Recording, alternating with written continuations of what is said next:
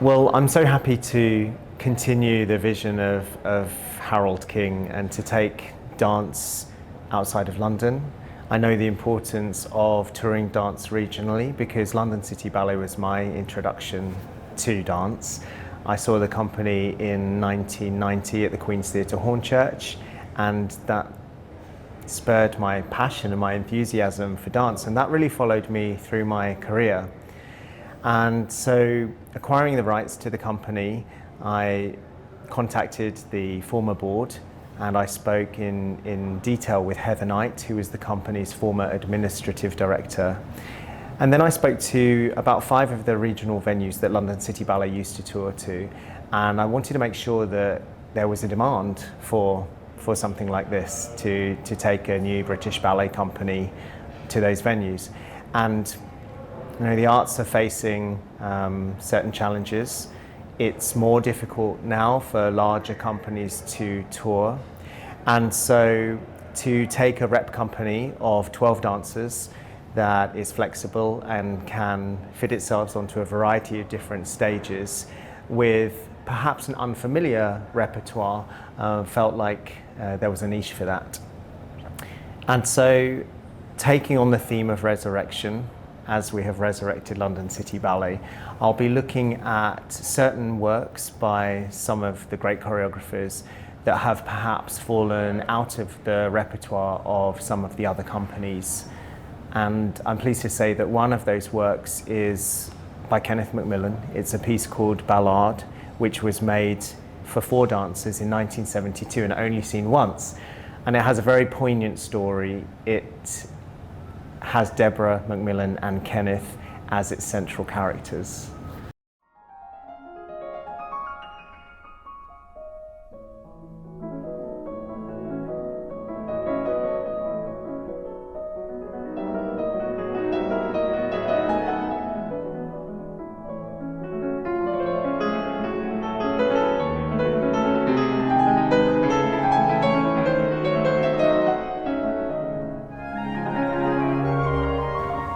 We'll be performing that on our tour, and I'm pleased to say that Sadler's Wells have been extremely encouraging. Alistair Spalding, I'm very thankful to for programming us for a season of performances here on the main stage in the autumn of 2024. And that really feels like a homecoming for those that remember the company, because they were a resident company here between 1990 and 1996.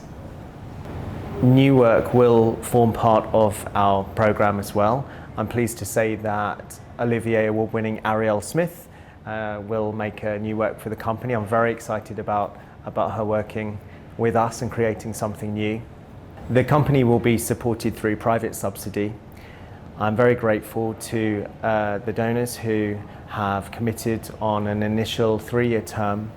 Many of those would like to see past dance pieces brought back to life and are very interested in preserving the dance history. Our first performance, or return performances, will be at the Theatre Royal in Bath, and it's a theatre that has a rich history with the company. They have a loyal audience there, one who I hope will remember the company, and we will be performing there from the 17th to the 20th of July next year, which will be our first shows, and then we'll tour throughout the summer and come to Sadler's Wells in the autumn. My name is Álvaro Madrigal. I'm from Spain, and I'm working currently in the National Company of Spain, Compañía Nacional de España. I've been there for 11 years, and I'm going to be joining the London City Ballet next season. Many years ago, like 13 years ago, I was studying at the London Studio Centre, and I got to meet Christopher Marney, and we stayed in touch. He told me about this project, and what he told me was like, of course, yes, I'm just gonna do it. Like, for me, it's such a pleasure to be part of this historical event. I was in love with music and movement. I was just like going around, jumping, you know, like my grandma, she was always with me, and she was like, this boy, he should dance. So she took me to ballet class, and I fell in love with it until now. Yeah.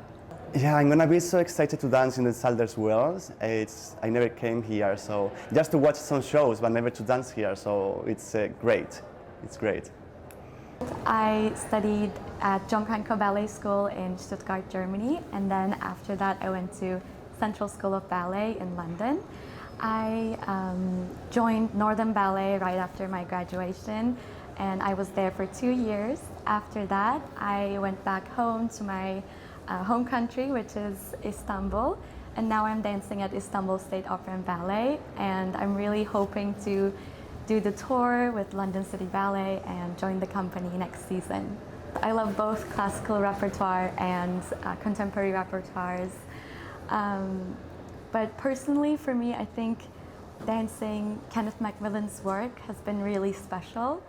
And especially, I danced Ballet of Shadows before when I was touring with Ballet Central. And recently, we've recreated the piece called Ballade, which was an absolutely incredible experience, especially because we didn't have any footage from the past. They didn't have cameras back then. So we recreated the piece with in Royal Opera House, and it was really incredible experience. And the fact that Kenneth MacMillan choreographed the piece for Deborah MacMillan was also incredibly special, and to have Deborah there to see the piece for the first time ever was really emotional and really special and honoring. So I think I really prefer, I love the fact that ballet tells a story, which is one of the most important things for me, is to be able to communicate with the audience and to pass on these emotions and just make people forget about the real world for a while. And that's why I think, for me, I do love training every day, doing my ballet class and everything, but I love the performing aspect of my job the most, because that's when I feel the most at home. So it's going to be really exciting to be back at Sadler's Wells and doing performances with the London City Ballet. And the fact that this was one of the venues that they did shows in is really special. So it's kind of bringing history back alive. So I was in London City Ballet 1988 to 1992. And then I joined, of course, from Kauldhar Ballet, and I went to the principal. I did dance mostly Swan Lake, Cinderella, Romeo and Juliet, Napoli, lots of so Donna Donkey, Corset, Sadler's Wells. That was my kind of Swan Lake, my main Odette and Odile, and then also Cinderella, probably the other way around, Cinderella and Odette and Odile later, so 2 years. So that was amazing. So it's all like my parents came from Japan, or my friends came.